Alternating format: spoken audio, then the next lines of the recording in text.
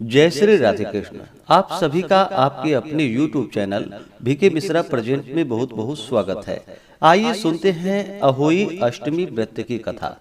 कार्तिक मास कृष्ण पक्ष की अष्टमी तिथि के दिन अहोई माता की पूजा की जाती है। इस दिन व्रत को धारण किया जाता है। इस दिन खास करके पुत्रवती स्त्रियां निर्जला व्रत को धारण करती हैं। छोटे बच्चे के कल्याण के लिए, पुत्र की दीर्घ आयु एवं सुख समृद्धि के लिए माताएं अहोई माता की पूजा करके यह व्रत धारण करती हैं। आप सभी को अहोई अष्टमी की ढेर सारी शुभकामनाएं।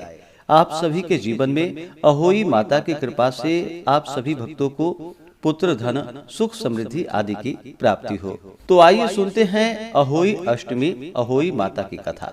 तो बोलिए प्रेम से अहोई माता की जय, सर्वदेवी देवता की जय। कथा के अनुसार एक साहूकार था जिसके 7 बेटे और एक बेटी थी। उसके सभी पुत्रों का विवाह हो चुका था। दीपावली के पहले 7 बहुएं अपनी ननद के साथ जंगल में मिट्टी लेने के लिए गईं। जहां वे मिट्टी खोद रही थी, वहीं पर एक स्याहू सेई की मान थी। मिट्टी खोदते समय ननद के हाथों स्याहू का बच्चा मर गया। इससे क्रुद्ध होकर स्याहू माता बोली, मैं तेरी कोख बांध दूंगी। तब ननद अपनी 7 भाभियों से बोली, तुम में से मेरे बदले कोई अपनी कोख बंधवा लो। सभी भाभियों ने अपनी कोख बंधवाने से इनकार कर दिया, परंतु छोटी भाभी सोचने लगी, यदि मैं कोख नहीं बंधवाऊंगी तो सास जी नाराज हो जाएंगी। यह विचार कर ननद के बदले में उसने अपने कोख बंधवा ली।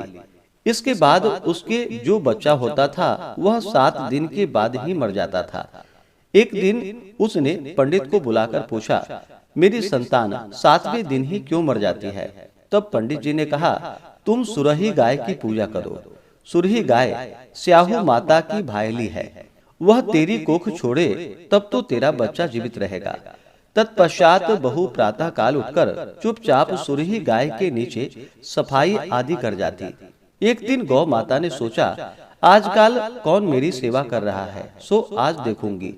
गौ माता तड़के उठी। क्या देखती है कि साहूकार की पुत्र वधू उसके आसपास सफाई कर रही है। गौ माता उससे बोली, मैं तेरी सेवा से अति प्रसन्न हूँ, जो चाहो तुम वर मांग लो। तब बहू बोली, स्याहू माता तुम्हारी भायली है और उसने मेरी कोख बांध रखी है, सो मेरी कोख खुलवा दो। इस पर गौ माता ने कहा, अच्छा। यह कहकर गौ माता समुद्र के पार अपनी भायली के पास उसको लेकर चली। रास्ते में कड़ी धूप थी, सो वे दोनों एक पेड़ के नीचे बैठ गई। थोड़ी देर में एक सर्प आया और उस वृक्ष पर एक गरुड़ पक्षी के बच्चों को डसने लगा। साहूकार की बहू ने सांप को मारकर ढाल के नीचे दबा दिया और बच्चे को बचा लिया। कुछ देर बाद गरुड़ पक्षी आई तो वहां खून पड़ा देखकर साहूकार की बहू को चोंच मारने लगी। तब वह बोली, मैंने तेरे बच्चे को नहीं मारा है, बल्कि यहाँ पर सांप तेरे बच्चों को डसने आया था। मैंने तो उससे तेरे बच्चों की रक्षा की है। यह सुनकर गरुड़ पक्षी बोली, मांग, तू क्या मांगती है? बहू बोली, 7 समुद्र पार स्याहू माता रहती है, हमें तू उसके पास पहुंचा दे। तब गरुड़ पंखिनी ने दोनों को अपनी पीठ पर बैठाकर स्याहू माता के पास पहुंचा दिया। स्याहू माता उन्हें देखकर बोली, आ बहन, बहुत दिनों के बाद याद आई। फिर कहने लगी, बहन, मेरे सिर में जुए पड़ गई है। तब सुरही के कहने पर साहूकार की बहू ने सलाई से उसकी जुए निकाल दी। इस पर स्याहू माता प्रसन्न होकर बोली, तूने मेरी सिर में बहुत सलाई डाली है, इसलिए तेरे 7 बेटे और बहू होंगी। इस पर वह बोली, मेरे तो एक भी बेटा नहीं, 7 बेटे कहाँ से आएंगे? इस पर स्याहू माता बोली, वचन दिया है, वचन से फिरू तो धोबी के कुंड पर कंकड़ी हो। साहूकार की बहू बोली, मेरी कोख तो तुम्हारे पास बंद पड़ी है। यह सुनकर स्याहू माता बोली, तूने मुझे ठग लिया। मैं तेरी कोख खोलती तो नहीं, परंतु अब खोलनी पड़ेगी।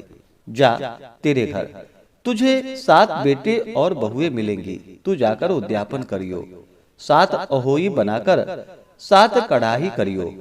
बहू लौटकर घर आई तो वहां देखा 7 बेटे और 7 बहुएं बैठे हैं। वह उन्हें देखकर खुश हो गई।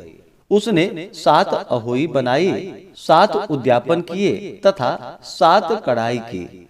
रात्रि के समय जेठानियां आपस में कहने लगी, जल्दी जल्दी नहाकर पूजा कर लो, कहीं छोटी बच्चे को याद करके रोने न लगे। थोड़ी देर बाद उन्होंने अपने बच्चों से कहा, अपनी चाची के घर जाकर देख जाओ कि आज वह अभी तक रोई क्यों नहीं। बच्चे ने जाकर कहा, चाची तो कुछ कर रही है, खूब उद्यापन हो रहा है। यह सुनते ही जेठानियां दौड़ी दौड़ी घर आई और पूछा, तूने कोख कैसे छुड़ाई? वह बोली, तुमने तो कोख बंधा ही नहीं। सो मैंने कोख बंधा ली थी, अब स्याहू माता ने कृपा करके मेरी कोख खोल दी है। तो बोलिए प्रेम से स्याहू माता की जय, अहोई माता की जय। इस प्रकार से जो भी सच्ची श्रद्धा के साथ कार्तिक मास कृष्ण पक्ष की अष्टमी तिथि के दिन अहोई अष्टमी का व्रत धारण करते हैं, इस दिन अहोई माता की विधिवत पूजा करते हैं, इससे उनके सभी प्रकार के मनोरथ की सिद्धि होती है, संतान की प्राप्ति होती है, संतान की रक्षा होती है। तो आशा करता हूँ कि यह जानकारी आपको अच्छा लगा हो। इसी प्रकार से ज्ञानवर्धक जानकारियाँ प्राप्त करते रहने के लिए, व्रत पूजा के बारे में जानने के लिए, कथा को सुनने के लिए चैनल पे अगर आप पहली बार आए हैं तो चैनल को लाल बटन दबा करके सब्सक्राइब करें, साथ में बेल आइकन घंटी को दबाएं ताकि आने वाली वीडियो का नोटिफिकेशन आपको समय से मिलता रहे।